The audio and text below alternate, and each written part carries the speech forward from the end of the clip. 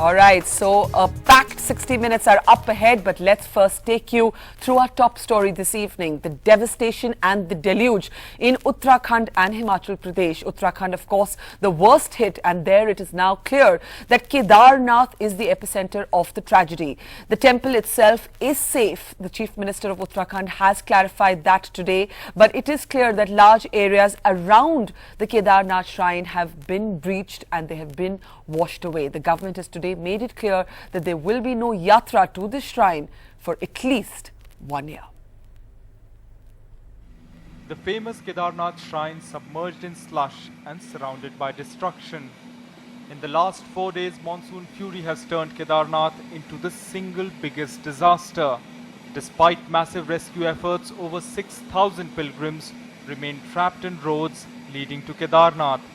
While the temple itself hasn't been damaged, a part of the compound was washed away.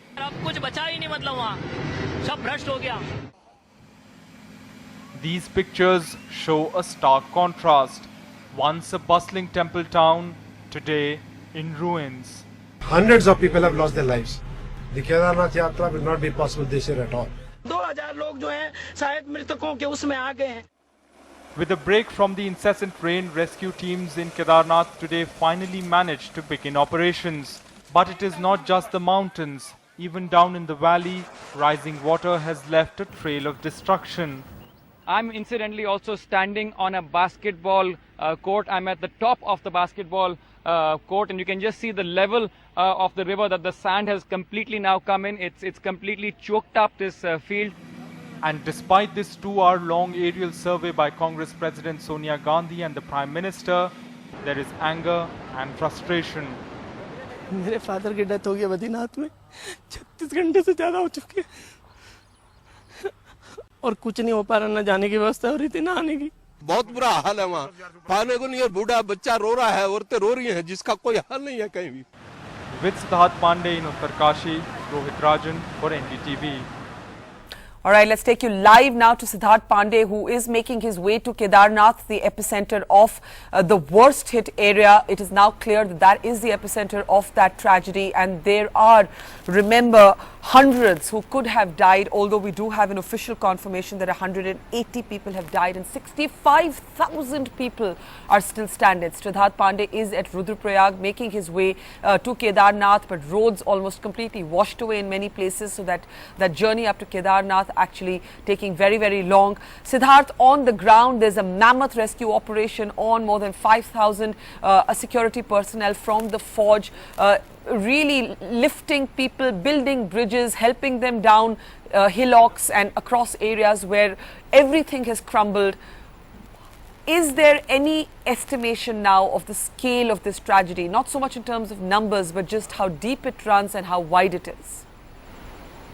Well, Barka, in fact, officials I've been speaking to, and they don't want to be quoted at this point, are saying that this is a huge catastrophe. It's really now they're beginning to understand the kind of ramification that this tragedy has, the kind of scale this particular tragedy has, and so in fact we'll only find out once we actually get through to places like Kedarnath, which are still cut off through a land link.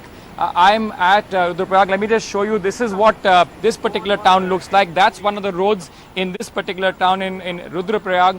And it's not been easy even coming to this particular town, the last big town before Kedarnath. Throughout the journey, we've actually seen cave-ins, we've seen landslides. A journey which should have taken us maybe maximum of 6 or 5 hours has taken us more than 13 hours to actually come even here. And beyond this point to get to Kedarnath, all the road links are completely destroyed. Sources telling us that it may take several months, even 5 to 6 months to actually re-establish all those road links. Now, of course, the army is helping,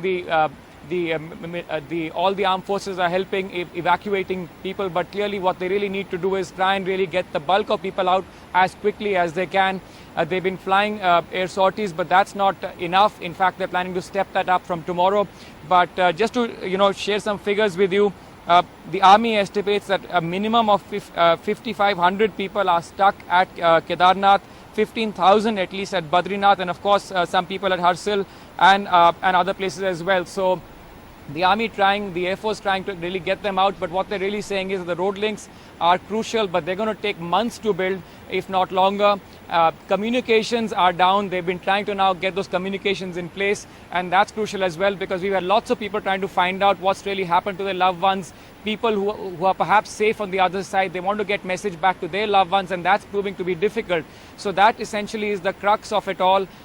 We are very close to ground zero, but even we've had a tough time even getting to this particular point. Beyond this, we really have a whole bunch of landslides that we'll have to cross to even try and get there. The air is the only way to get there. And the army, of course, saying that, look, that's really privileged. We want to make sure that we get the supplies in and get the most critically wounded out. Barkha. Right, and amazing pictures, stories of heroism there by our men and women in uniform, helping little children down, helping women down, helping old people down, and literally creating and building roads as they go along, because that massive piece of cave-in right behind you, Siddharth. Now, Kedarnath, we know, is the worst hit, and it's the one area where at the moment, if I understand you correctly, it is only possible to reach relief by air. Is that correct? That's right. That's the only way you can get any relief in, and of course the most critically injured out. But there are more than 5,500 people estimated who are still there. And as you said, Barkha, we've had officials not wanting to go on record, but they are saying that Kedarnath really faced the brunt of nature's fury. Many people believed to have been swept away in the river surge, in the rising water. So that's something that they're really worried about. A whole bunch of doctors waiting to go in, but until we actually get more people on the ground, more boots on the ground, we really won't really get a better picture of the entire scheme of things. But right now, the air link is the only link in and out of Kedarnath. And the government has made it clear that the yatra cannot take place to the Kedarnath shrine for at least 1 year. Siddharth, stay with us. It's time now for our news break on this very important and devastating tragedy that is unfolding in the north of India. Returning the focus to hard news on the buck stops here. Let's take it across to my colleague Gargi Rawat. And questions are being asked as to what part of this tragedy is nature's wrath and what part of it is actually just punishment for the fact that we do not treat nature with the respect that she deserves. Gargi, it is now becoming evidently clear that politicians who don't agree on much else, in the case of Uttarakhand, actually agreed on a particular proposal and blocking that particular proposal to create an eco zone of about 100 kilometers starting from Gangotri. There was a proposal to create a kind of safe zone within the mountainous area of Uttarakhand, and this was blocked not just by the present Uttarakhand Chief Minister Mr. Bahuguna, but his predecessor Mr. Khanduri, and almost everybody, the Uttarakhand Assembly, unanimously agreeing on blocking this eco zone. Bring us up to speed with the details on the news break tonight. All right, Barkha, that has come into focus, this tussle that we've seen between Uttarakhand government on one hand and the centre on the other hand. Now, there was a proposal to bring a notification to declare an eco-sensitive zone in the 100 kilometers between Gangotri to Uttarkashi, and this has been resisted since 2011, since it was first proposed by the BJP government. That time, Nishank, the Chief Minister, had written to the Environment Minister against this, and that is when it was passed by the Assembly a resolution to resist this eco-sensitive zone. It was finally notified. The centre went ahead and notified it in December 2012.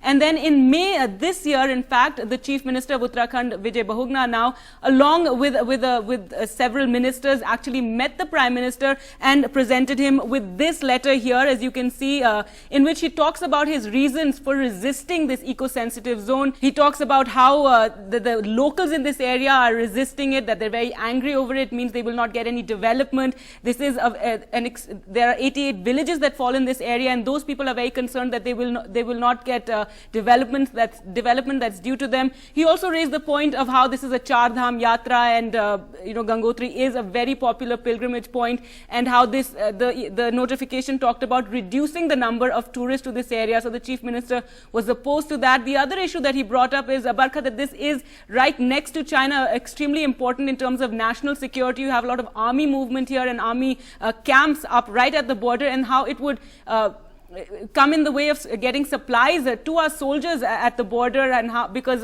there would have been a stop on all road building in this area. So this is the reason that we've seen the Uttarakhand government opposing it. Of course, people are questioning how it is that the centre, where you have a Congress government, a UPA government, has passed this, and the state government is powerless to really resist it.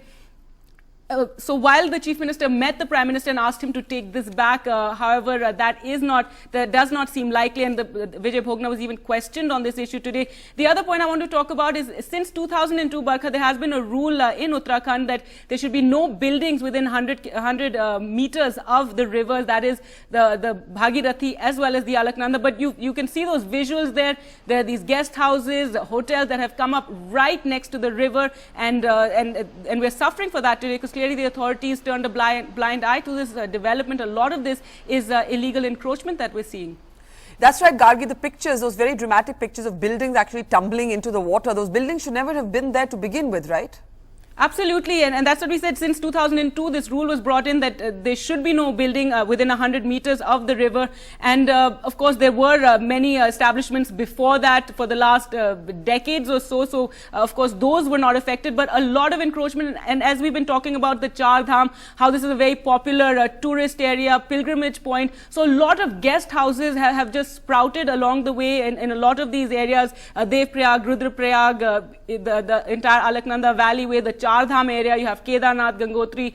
All these areas are extremely popular, and because there was a need, we've seen a lot of these guest houses just popping up, and clearly the rules have been flouted and authorities have not done anything about it, and we're suffering for that. Now, of course, also need to add here that the circumstances are extraordinary. There's been a huge amount of rain in just these few days. It's been 450% above normal. That's the figure that we've got from the government. And also in Kedarnath, what we've seen is a cloudburst. And so that is an extraordinary circumstance. And also river water has reached levels that have never been seen before. Well, that is of course all true, that the disaster is natural, but Gargi, there are serious questions of how much of the damage is man-made, and if basic ecological principles had been respected, then we would not have been seeing the scale of tragedy. Very quickly, if you can come in here on your news break tonight, the Chief Minister arguing even today when confronted with these questions that development is necessary and the environmental principles are fine, but it cannot be at the cost of development. So what is the counter-argument to that? All right, Barkha, another reason for the state government resisting the notification is because a lot of what the notification finally said was a lot different from what had earlier been proposed. Earlier it had been proposed that buildings would not be allowed within 100 meters, as has been said since 2002. But the final notification said it won't be allowed till 5 kilometers of the river, which a lot of locals were opposed to this. Also, the hydropower projects, remember, Uttarakhand has several rivers, and there has been a push in the past to harness this energy at a time when, you know, we're questioning nuclear energy. Coal is considered bad. There has been a lot of talk about how there's a need to harness our rivers and use them more for creating energy. You have these projects called Run of the River projects, in which the river is diverted into tunnels, and that's where energy is created from. Right. In the past, we've seen the Lohari Nag Pala project has been stopped. This fell between this area, Uttarkashi to Gangotri. However, NTPC dug tunnels 20 kilometers into the mountains. Those tunnels are still there. No work is going on, but those tunnels have not been filled, and there has been a lot of worry among villagers about the impact that would have. There have been reports of villages actually feeling that the ground is going in, and also that these tunnels, which are just lying, they get filled with water and gases. And sadly, the only time these questions are actually raised is when a crisis strikes. Siddharth, very quickly, let's bring you in from Rudraprayag tonight. The real sense that while the disaster, of course, is natural, the damage has been compounded by absolutely man-made violations. Just come in on that with your thoughts on the ground.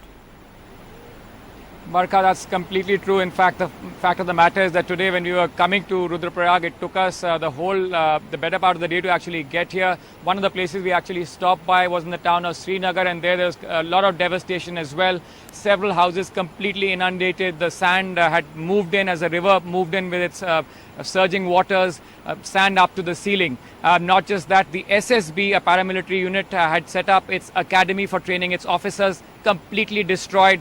That building had just been inaugurated less than 6 months ago. That's building worth several crores, taxpayers' money, completely destroyed, but built on the banks of the river. So the question being asked, and I'm sure that question is going to be asked by many environmentalists, is that was that prudent building it so close to the river in the first place? That's something that Gargi has been talking about as well. Not just that, Many people are asking that what about regulating the yatra itself? The fact that at this time there are so many pilgrims going up. What about controlling the number of people actually who are going up? Yeah. If disaster were to strike, how would you control that? So that's something, two important questions. I mean, in hindsight, we can look back and we can hopefully get wiser about this. But these are questions which are going to haunt us for a long time.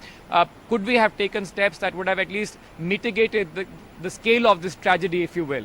Sadly, we live from headline to headline when it comes to calamities and ignoring the part that we ourselves as people and in terms of our policies and our actions contribute to them. Siddharth Pandey and Gargi Rawat, thanks very much for joining us on the Buck Stops here.